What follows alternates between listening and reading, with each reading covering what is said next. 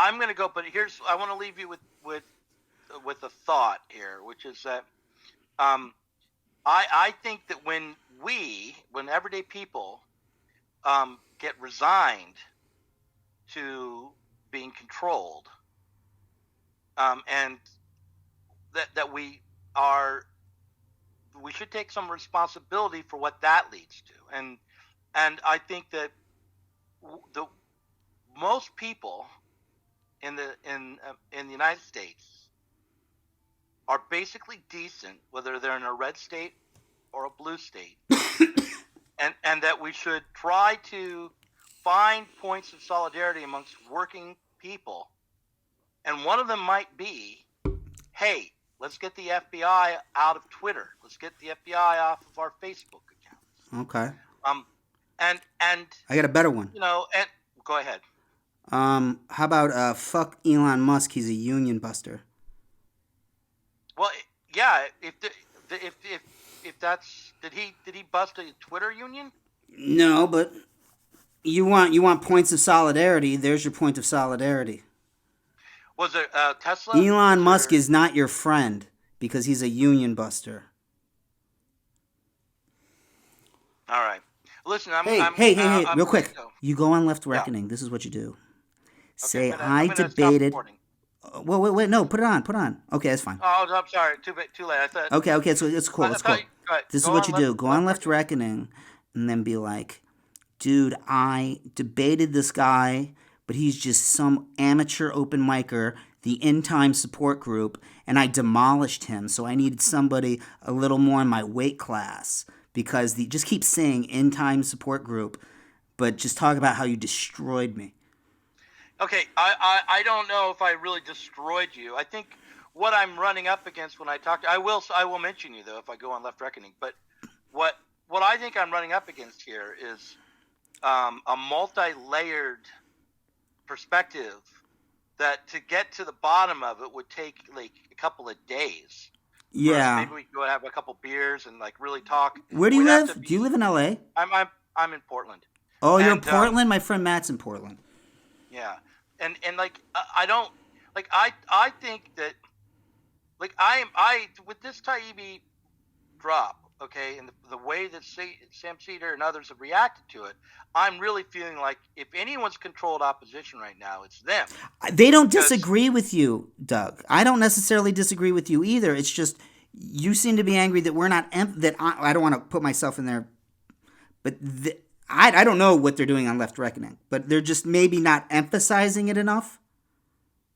Well, what they're emphasizing is whether or not Matt Taibbi is a good or bad journalist. I mean, that's so dumb. And they are repeating things that are untrue that the Democratic Party is putting forward and the mainstream media is putting forward in order to squelch this story. I don't think that they're that interested in the story. I don't know. I just don't think that it's made the ripple effect that he thought it was going to make.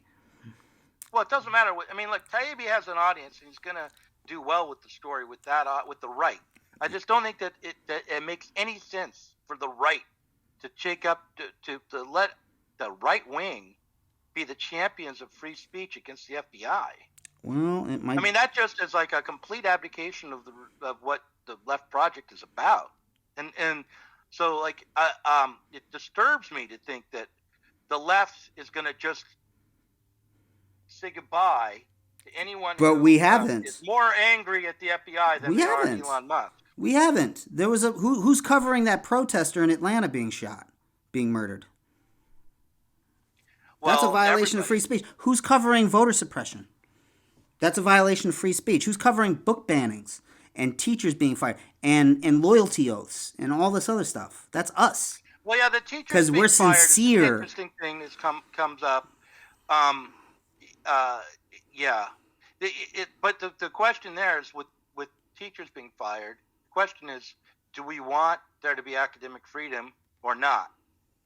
I'm not a free speech absolutist. I don't think those guys are either. If we don't want there to be academic freedom, then we'll just have to accept that teachers get fired based on community standards, whatever that community happens to be. So in the red state, in a rural area where people are conservative and watching Fox News teachers are going to get fired for teaching critical race theory. You know what I talk And about nonstop? The fact that I cannot get booked in Las Vegas, in any comedy club in Las Vegas, that if I want to get booked, I have to perform with bands. Because of my politics, I'm banned in like at least 5 clubs I can name. Well, come to Portland. You could probably go You to think some so? clubs here in Portland. You Yeah. think so? I mean, Okay. sure. I mean, I don't know. Your politics are pretty much mainstream here in Portland. What? I mean, I meant in Portland? yeah. Well, I mean, I don't know. We should try to be committed to the principle of free speech so that we can defend people based on their constitutional rights and expand those rights rather than say, hey, you can't fire that guy because I liked what he said, but fire this guy over here because I didn't like what he said.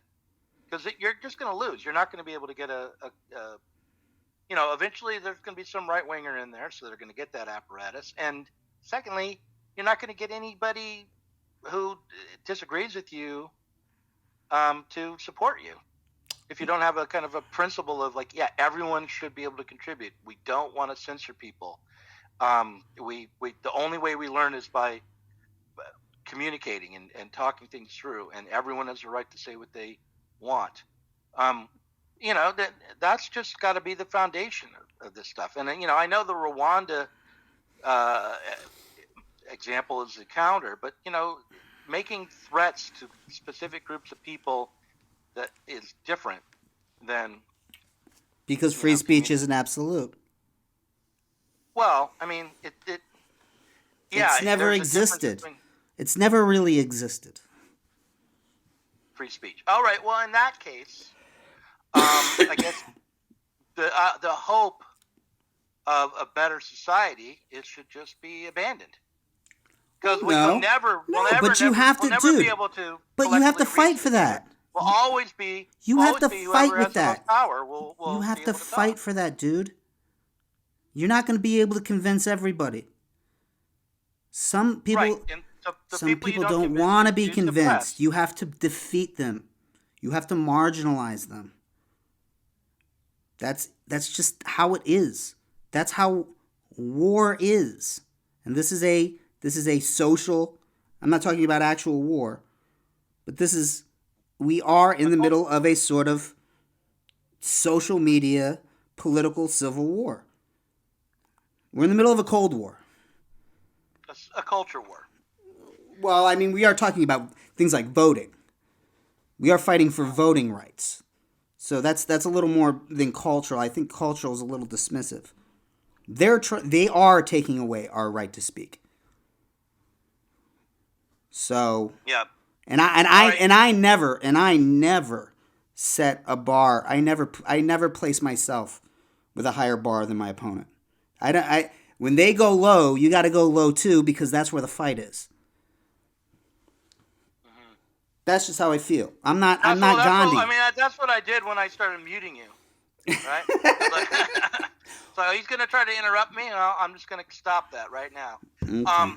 Listen, I'll talk to you later, but yeah, I feel like I have an argument about the importance of reason and speech that is going to be a hard sell to almost everybody. But that's where I'm standing here. I'm not standing on anything else. That's where I'm standing. And I'll see if I can win this fight that way. Wish me luck. All right. All right. We'll talk again, man.